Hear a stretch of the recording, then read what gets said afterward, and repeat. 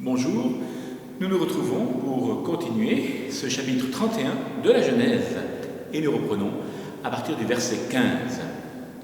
Laban, en gardant pour lui le revenu des 14 années de service de Jacob, sans en donner, comme le veut la coutume, une part pour ses filles, a strictement vendu ses filles comme des esclaves et a joui de l'usufruit de leur dotation. Au verset 17, c'est le départ. Jacob se lève pour rentrer vers la maison de son père, avec tous les biens qu'il a acquis. Au verset 19 et suivant, Jacob choisit un moment propice pour partir, lorsque son beau-père est loin, à 3 jours de marche, et qu'il est très occupé. En effet, le moment de la tonte prenait plusieurs jours et était accompagné de grandes réjouissances. Rupert de Deusse nous dira, même si Jacob ne l'avait appris d'ailleurs, il pouvait parfaitement se rendre compte que les dispositions de Laban à son égard avaient changé, puisque Laban était allé sans lui tondre ses moutons. Tondre les moutons, c'était chez les anciens une festivité exubérante où l'on invitait tous les amis. Et voilà que Laban s'y rendait sans même convier le pasteur de ses troupeaux, ni ses propres filles, ni leurs enfants. Jacob en profita donc pour fuir, et Rachel déroba les idoles, les théraphim, de son père. Pour la première fois, l'Écriture mentionne ici les idoles et leur culte, et l'on peut constater que Rachel n'était pas encore d'une foi parfaite, mais avant qu'elle ne trépassât, Jacob fit le nécessaire en disant à tous les siens « Jetez les dieux étrangers que vous avez avec vous ». Ils les lui donnèrent et il les enterra sous un térébinthe. Nous reverrons cela en Genèse au chapitre 35, versets 2 à 4. C'est peu après que le texte sacré mentionne « Rachel mourut et fut enterrée sur le chemin d'Éphrata à Bethléem ».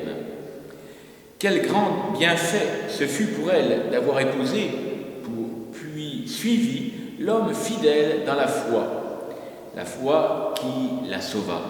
Comme dit l'apôtre, une femme païenne est sanctifiée par son mari qui a la foi. Nous voyons cela en 1 Corinthiens au chapitre 7, verset 14.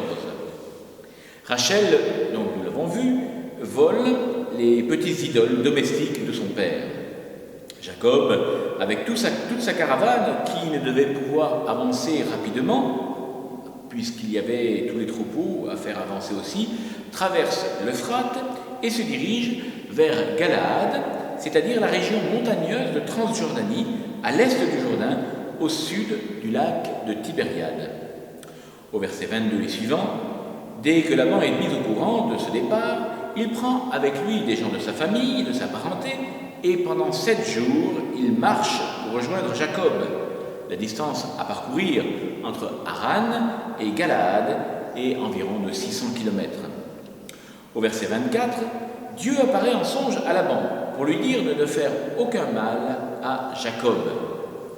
Rupert de Deusse dira, Laban vit en songe le Seigneur qui lui dit « Garde-toi de rien faire à Jacob ». Dieu ne l'appelle pas par son nom, comme il fait avec Jacob. C'est Laban, car Laban ne le méritait pas. Il vit seulement que Dieu était irrité et le menaçait. Et ce n'est pas dans son propre intérêt que ce songe le visa, mais en faveur d'un autre. Il saurait ainsi quel soin Dieu prenait de Jacob, puisqu'il daignait en sa faveur apparaître à un indigne et être vu par un indigne.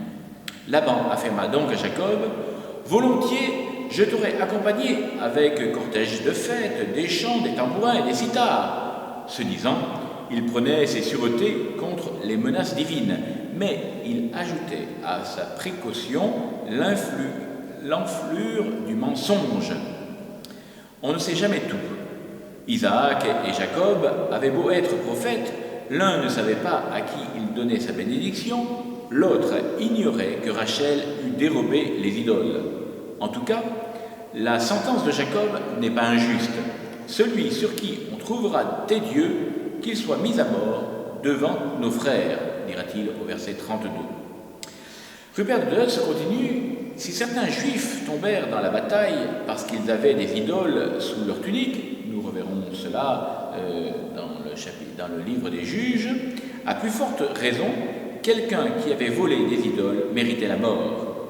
Mais Dieu eut pitié de Jacob et de l'auteur du larcin, puisque Laban ne trouva pas les idoles cachées sous le bas du chameau sur lequel Rachel demeura assise. Voilà, demain nous continuerons ce départ de Jacob, de Haran, pour pouvoir rentrer à la terre promise. Bonne journée à vous tous, restons bien en union de prière.